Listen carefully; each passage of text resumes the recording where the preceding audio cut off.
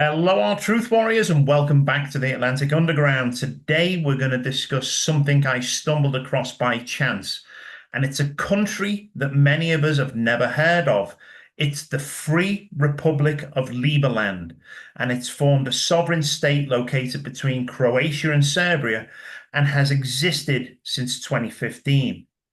What the plans are for this country, we're going to find out today. Vit Jedlicka is the president and founder of this very unique place. Vit, it's great to have you here today with us on the Atlantic Underground. How are you?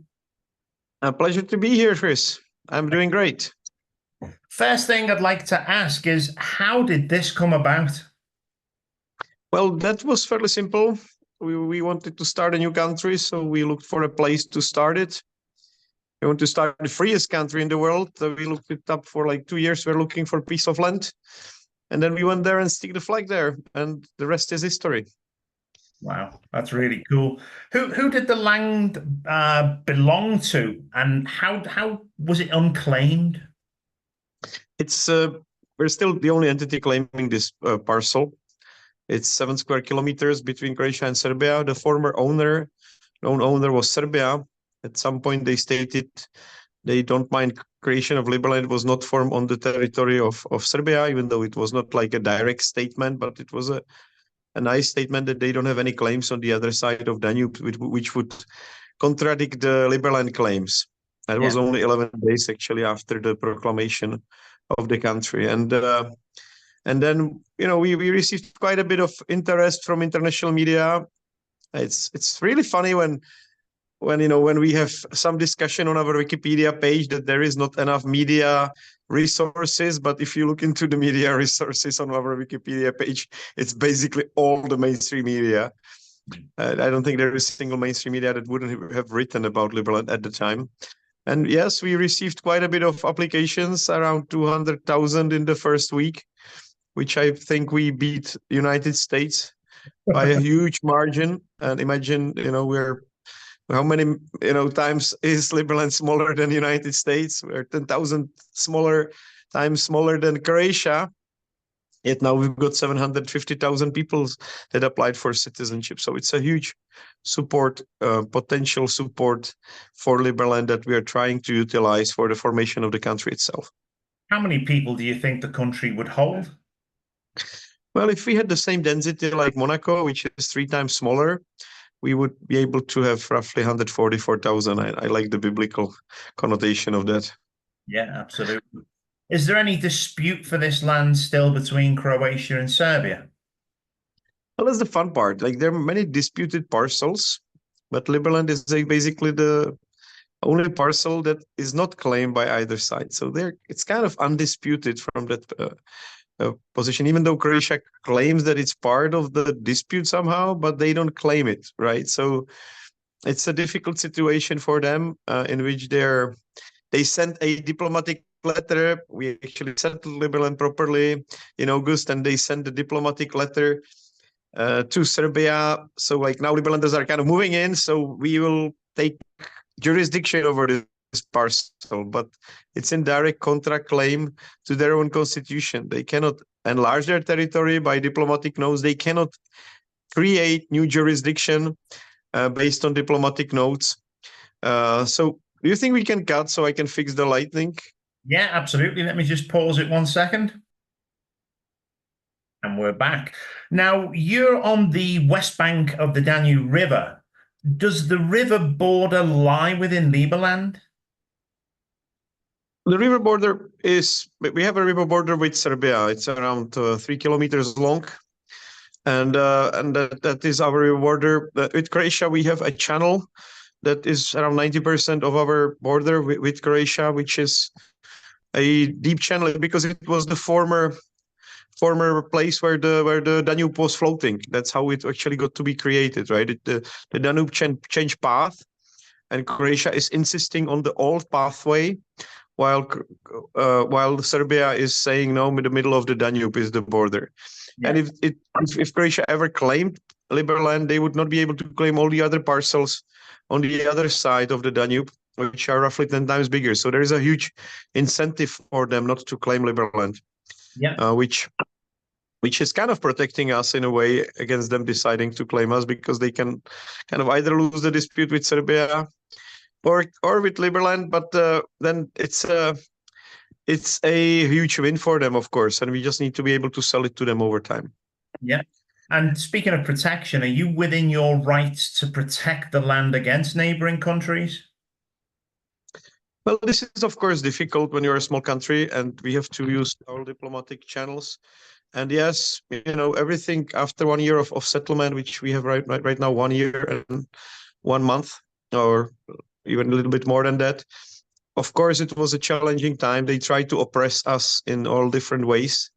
They tried to use all the laws that they could find from Croatia to fine us for most ridiculous things outside and inside of Liberland. But interestingly enough, they were not able to put any single fine through the court system in Croatia. They figure out actually it's not their jurisdiction. Yeah. But what they started doing is basically disregarding all the regulations, internal and external. And they started to really basically tell us this is no man's land, so we can do here whatever we want kind of approach, which, it's kind of cool, because otherwise they don't say it's no man's land. But now even the prosecutor a week ago sent us a letter where he says they don't have jurisdiction. If Croatian police comes to steal bikes, which they do, or if the forestry workers come and destroy some buildings that we built, they basically claim that themselves that they cannot help because they don't have jurisdiction over there. But if those bikes are then carried to Croatia, of course, it's the prosecutor's business, right? Because the crime was finished in their own country. So they're really trying to wash their hands around the activities that they're doing in Croatia, which is kind of funny. And it's all adding to our list of evidences that this is not Croatia. This is actually Liberland.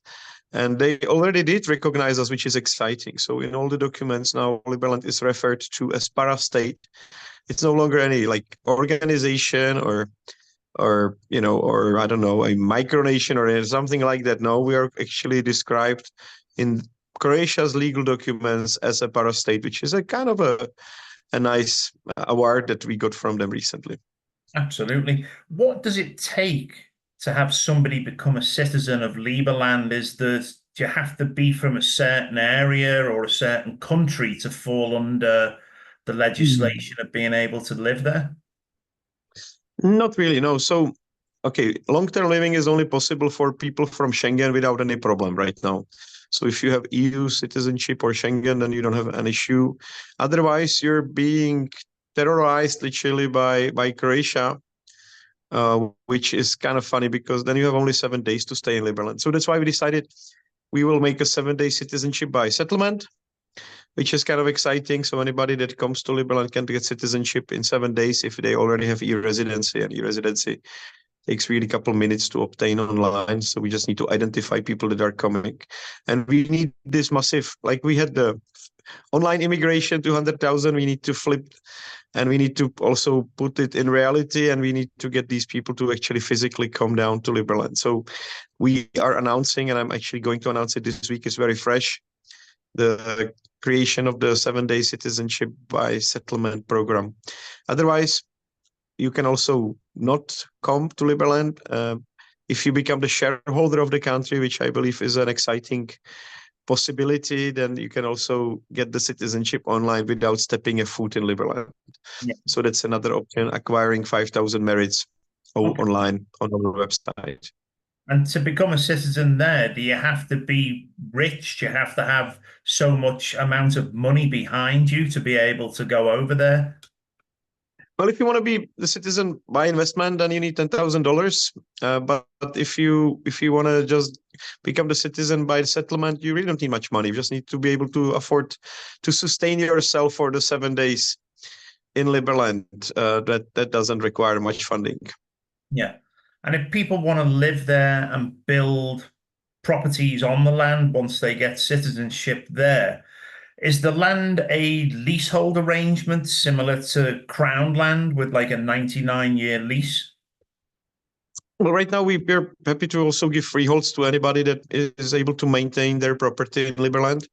So it's kind of exciting. But But right now we are focused on floating Liberland, which is the project which we were building houseboats on the channels in Liberland and on the Danube River.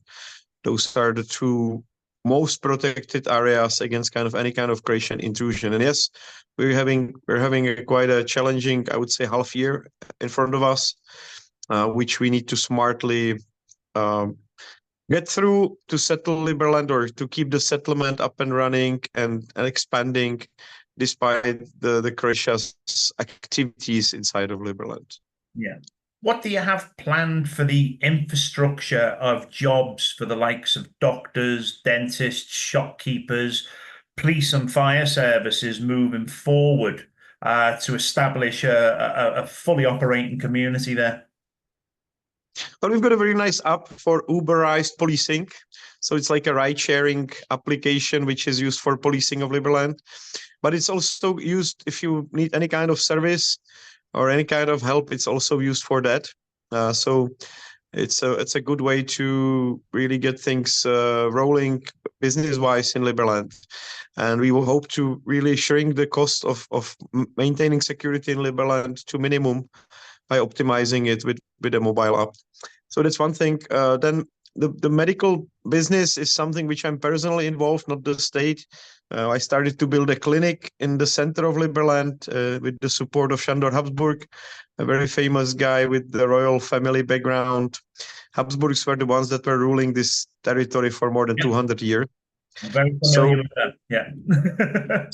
So we've got these guys on board helping us, and that's kind of exciting. And when it comes to other services, yes, one of our main security guys is also a firefighter from Croatia, so we've got that.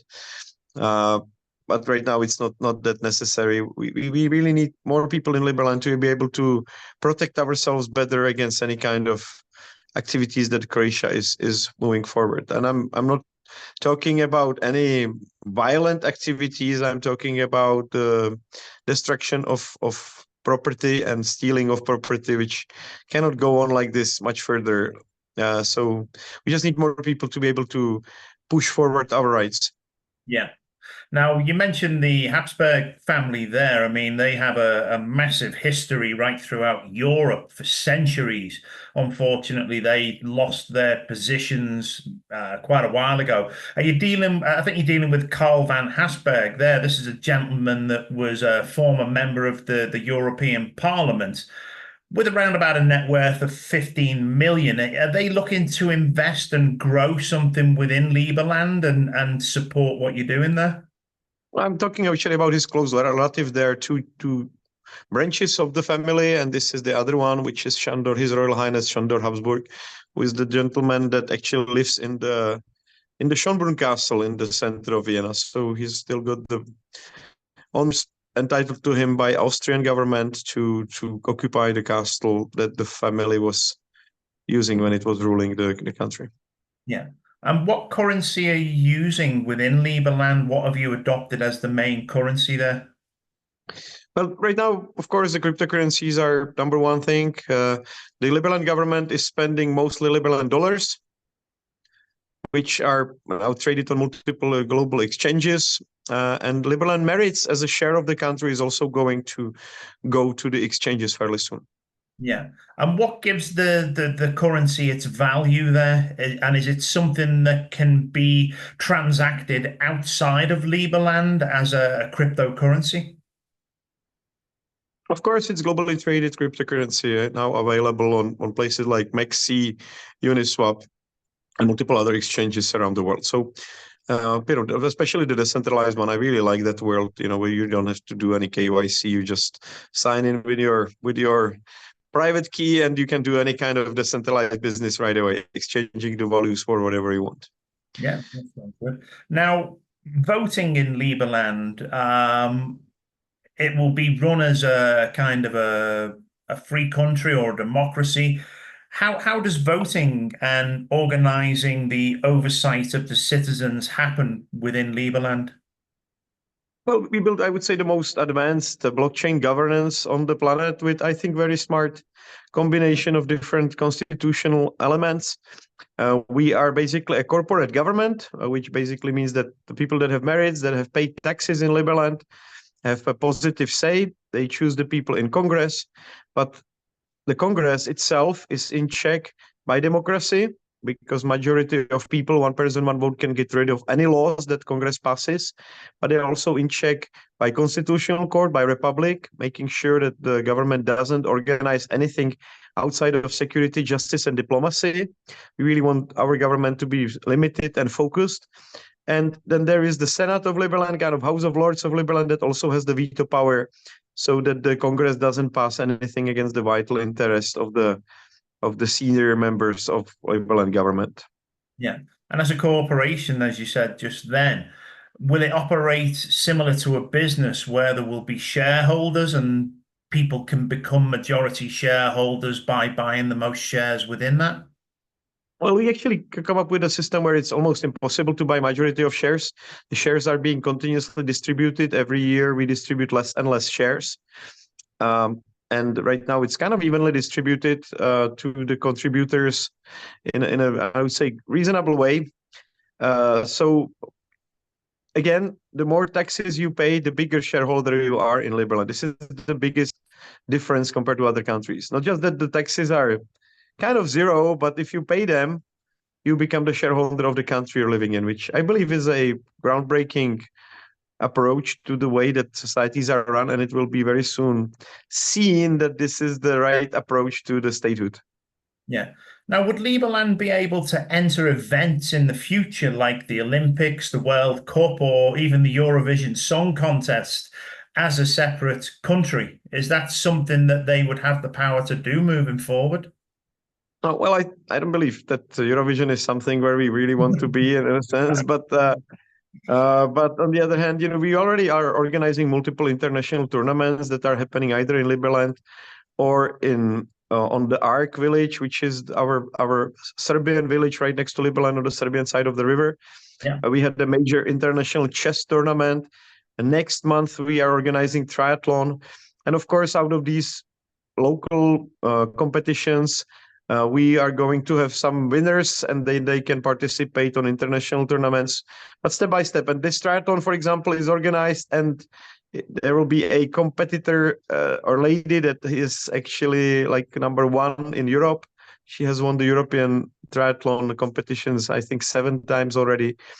So we are blessed with different VIPs from different backgrounds in different cultural and sport areas. So yes, I'm happy. There is 700,000 people, so I guess we've got some really good guys on board. And will the swim of the triathlon be in the Danube itself? Of course. That's going to be between the mainland and Liberty Island. Yeah, so that should be interesting. I used to do triathlons years ago when I had a little bit more youth on my side, and I can tell people how tough they are. They're quite the thing to do. Now, what would happen if the World Health Organization demanded that you follow their protocols, or if the likes of the World Economic Forum asked you to become part of the young global leadership? Is that something that they could insist upon, or is that just something by recommendation? I believe I already got invited to the Youth Global Forum, but I kindly rejected. And they were asking me also for some 60,000 euro on the side, which I didn't consider to be worth it. But maybe I don't know. I'm going to Davos every year because there is multiple very good side events. And it's also a good place for networking. And of course, all the conspiracy theorists are going nuts. So we're visiting World Economic Forum. No, I don't get invited to World Economic Forum, but we're actually organizing very good, I think 3, 4, and I'm talking about Liberlanders that are in business, organizing 3, 4 really nice events on the side of the World Economic Forum. Of course, many ideas that are being presented are in direct contradiction or opposition to the ones that are being presented in World Economic Forum. And you probably know that the most famous speech delivered on World Economic Forum was actually delivered by Javier Milei. It was a very famous speech earlier this year. And I was also there, by the way. I was close. I had the pleasure to then hear it online. by Javier Milei, who is also famous Liberlander. Like he was running his campaign as a member, as a president of Argentina. He was running his campaign on the platform that he's general coming from Liberland to save Argentina from socialists. Yeah. So that was a kind of exciting to have a president of another country being very supportive of our country as well, which I believe doesn't happen too often. Yeah, I saw recently, though, that he had just exported all the gold from Argentina. And I am a big believer that a country should hold on to its precious metals to remain sovereign. Have you got any plans moving forward to have precious metals backing anything within the country? Yes, our currency and our shares will also be partially backed with gold. Actually, I have, right with me, I have these gold bags. We are planning to issue a notes that will be one thousandth of an ounce of gold. We will have them in it. And I think it's a very smart way to store gold as well, because then it's completely divisible, right? It's only like $2 per one note of gold in it. So it is nice $2 bills, but made out of gold itself, which I think is quite exciting. So so that's what we're planning to do, and we will put something on the reserves of these notes and something we will sell to people that want to collect them. I think that will actually sell off fairly quickly. If you saw the book with all the coins that were already minted for Liberland, it's like 40-page thick booklet which is full of Liberland coins. So it's kind of exciting to see that happening. We even without intrusion from the government, we had really nice collectible coins in past. Yeah, and that's certainly the kind of thing that you would see endorsed by the likes of Ron Paul as well. And I do believe that Liberland has had endorsements from Ron Paul. Have they made any notions to say that they would actually be coming to visit at some time, as well as some other prominent people within the libertarian movement? Well, Ron Paul said that all libertarians should eventually visit Liberland, right? So that's kind of nice, because we're kind of becoming a mecca of the libertarian movement, and I think that makes sense. I think really the next half year will be critical. So that's why I'm inviting everybody that has free time or can make themselves free to come and help us with the settlement of Liberland. We're pushing substantially to build infrastructure, but we need enough people to be able to maintain it. Yeah. Absolutely. Now, we're going to see a push globally for central bank digital currencies, an agenda as well for a one world government, banking, and much more. How could Liberland survive if such a sweeping reform happens around the world? Well, we're completely decentralized. We don't care about banks. It's an obsolete infrastructure. No need to be banked these days at all. I created the whole decentralized autonomous governance of Liberland to be completely decentralized. The bridges to decentralized exchanges are also decentralized, and decentralized exchanges themselves are also decentralized. There is literally nothing outside of complete shutdown of internet that could kind of debank us or disconnect us from the financial world, which I think is pretty cool. Yeah, and we're slowly teaching all our suppliers to actually accept Liberland dollars, right? So we are giving them our currency if they want to work for us, and that I think is a good way to go forward. Has Liberland been approached for diplomatic relations from any other countries? Well, multiple countries. Some of the countries are partially recognized, and they offered us mutual recognition, but it wouldn't really help Liberland if they have too much other diplomatic problems in the world. I'm not going to name them, but yes, we've been approached by existing countries that are also partially recognized countries, and we are ourselves pushing for more and more relations with UN countries. And I've been on official state visit to more than 10 countries already, which is kind of exciting that there is such an interest, or I would say diplomatic potential or strength of Liberland globally. Yeah. For people watching today that are just starting to learn about Liberland and what it's all about, what do you think would appeal to those people on what Liberland has to offer to them? Well, Liberland really is an ideal form of statehood. And if you are fed up with high taxes, overregulated societies, Liberland is going to be the stronghold for the ideas that the voluntary interactions in society are the best, and that state can literally run on 1 or 2% of GDP, and it can collect that money on completely voluntary basis while distributing the shares of itself to its citizens. Yeah. And does Liberland have natural resources of value that would be used for business outside of the country itself? Well, we know from places like Singapore and Hong Kong that the biggest natural resource is human creativity, human freedom, and a good rule of law. If you put these things to work, you always end up with highly prosperous society, completely independent from the physical resources that are underground. Yeah. Now, you've just had Liber Pulco in association with Anark Pulco, and I'm good friends with a lot of people that are involved with that. How did this go, and who came to talk? We've got an amazing lineup of speakers, really. Max Egan, for example, made it down there. Of course, Jeff Berwick was there. We had the visitor Ivan Pernar, formerly third most popular politician in Croatia. We had Sandor Habsburg, a very, as I told you, one of the leading members of the family of Habsburg family. We even had John Daly, the former member of European Commission, coming down. So it was very well attended event. Quite a few people came down there from the region, but also from all around the world. Many people from Mexico, United States, Australia. I think at least 5-6 people came down all the way from Australia. It was very exciting to see liberty lovers getting together close to Liberland or in Liberland for almost a week. Yeah.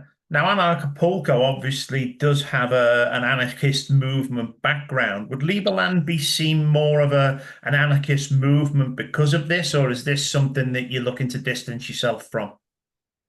Well, I think when we're talking about anarcho-capitalism, Jeff himself is supporter of Liberland, and when it comes to Liberland, we are talking about minarchism or voluntarism, right? And this is, of course, just like Bastiat and his disciples. Bastiat was a minarchist, and his disciples tried to think how to introduce more markets into the area of security, for example. That's what we are doing as well, right? But we believe there has to be one centralized government that kind of makes the decision about the rules, that the rules should be as little as possible.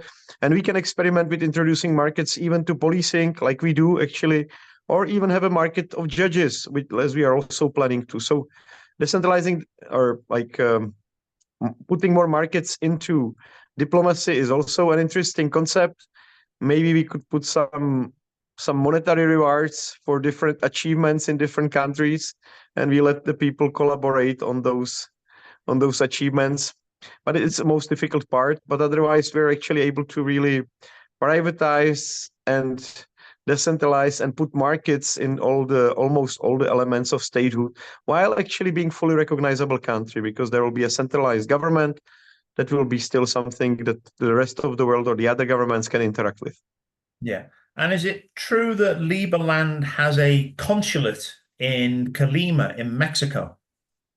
Well, it's a small office. We have a bigger office in the center of Mexico City. And we are proud that we have small consulates in different places around the world. In the United States, there is, I think, more than 12 consulates. The main office is in Washington, D.C. It's a beautiful building that was entrusted, or we can use it, and it was given to us by Brock Pierce, a famous person in the crypto world. In Mexico City, we have a great collaboration with the Bitcoin Embassy that we are pushing forward. So we are very welcome to visit us also there. Yeah. Now, ARK Liberland, you mentioned, is in a separate place. It's in Apatin in Serbia. And obviously, this is outside Liberland. What is the purpose of ARK Liberland in relation to Liberland itself? Well, they are kind of labeled by Croatians as a training camp for Liberland settlers, which I was kind of laughing about, but ultimately there might be something to it. Right now, everybody that comes for the settlement for 7 days is very welcome to stay for 1 day at ARK and get some training and information about how to behave in Liberland and how to properly settle it. Yeah. It's a nice place with the lake, with sauna, with 16 cottages now, one big restaurant, and everybody that is freedom oriented is very welcome there. Right. And do you have a legal system put into place in Liberland that has rules and regulations that people will have to follow there? Yes, sure. And we now have also official gazette where these rules and regulations are being published, like in other countries. Currently, all the rules and regulations are already proposed by Congress, and we still have fairly centralized structure. So I have to be the one that approves it. Later on, it will be like happening without my approval as well. But I will still, on behalf of Liberland Senate, will keep the veto power. Yeah. Now, looking forward to the future of your vision of how you want Liberland to become, what are your future plans for it and how do you want to see it grow? We've got a really nice urban design by Zahadid Architects, which is probably the most well-known architectural studio in the world. They did some amazing stuff. I'm very big fan of their Beijing airport that they designed. So they also did a nice project for Liberland itself. And I believe it's more than $30-40 million investment to be made into the plot of land.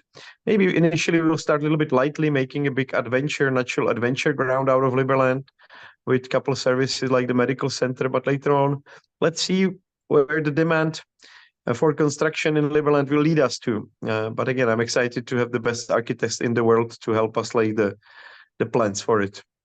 And with those architects and with the construction that you want to build, is there a vision to how the houses and the properties are look? Are you going to stick to anything that's going to be, like wood cabins, or are they going to be brick buildings? Are you going to try and stick to a theme that defines Liberland as having a certain style of building there? Well, right now, we have a really nice project actually for Marina, for the lofts there that will be kind of on legs, because we of course are sometimes being challenged by flooding. Like half of the territory goes underwater, and we want to be ready for any kind of water. So basically, you will park your car under your house, but you will also be ready to take that car out if the flood comes, and it comes every 2 years or every 5 years. So it's something we have to live with, or we would have to build very high anti-flooding barrier, which is also possible piece of territory, and I would say around half of the territory is elevated enough so the flood doesn't not usually reach there. Yeah. No, sounds good. Now, if you were looking for specific types of people that you would like to have come and live in Liberland in the future, what kind of people would you like to come and settle where you are there? Right now, we really need tough guys, survivalist type of guys that want to be part of basically a reality TV show that we're making out of Settlement of Liberland. And so I'm looking for different characters. I'm really happy about the crew that is there now. A bunch of people from Switzerland and Norway and Thailand, actually, which is kind of exciting. It's an interesting mixture. And the next month comes another bigger round of settlement organized by Czechs. So I also like that different nations are organizing different settlement camps and different strategies how to deal with the Croatia's oppression, which makes it kind of interesting and sexy to watch the developments in the country. And there is, of course, a bit of a rivalry between different nations, which one will be the most successful in a short term. So that's a great way to really install some competitive spirit. Yeah. Now, is it easy enough to have the supply chain and food and necessities delivered to Liberland in the future? Is there an infrastructure being put into place for that and the logistics that are required for that to happen? But there are right now currently 2 delivery boys. Our road access with cars has been blocked, but they are using cargo bikes. So whenever you order a pizza, it comes in around 1 hour and 40 minutes. No, it's all good. Now we're going to wrap this up. This has been a really great conversation, and certainly it's going to give people a lot of information about Liberland. But as a parting note now, is there anything that you'd like to tell people about Liberland and how they can look into it further and how they can contact the people that are involved with this should they be interested in coming and seeing what's happening there? Well, of course, right now, just jump on liberland.org and you will get all the information there. If you sign up for citizenship or residency, you also get notified about all important events where we are around the world. Right now, I'm heading to India for Montpellier in Society, which is the most high-profile libertarian conference in the world. I will be there from next week on, and then I'm going to go back to Liberland, and there will be this triathlon in October, so that's going to be also exciting. No, it does. It sounds really good. What I'll do as well, I'll put the links to ARK Liberland and the Facebook page and liberland.org. I'll put those links into the videos here. When it's all done and posted up today, I'll get the links over to you to share if you possibly can. And thanks very much for coming and talking to us today. It's certainly an opportunity for many people out there for them to explore and understand what's going on there. And I wish you the best of luck with everything. Thanks very much, Vit. Thank you very much, Chris. Great pleasure. Hope to see you in person soon. Lovely. Thanks very much. Bye now. Bye.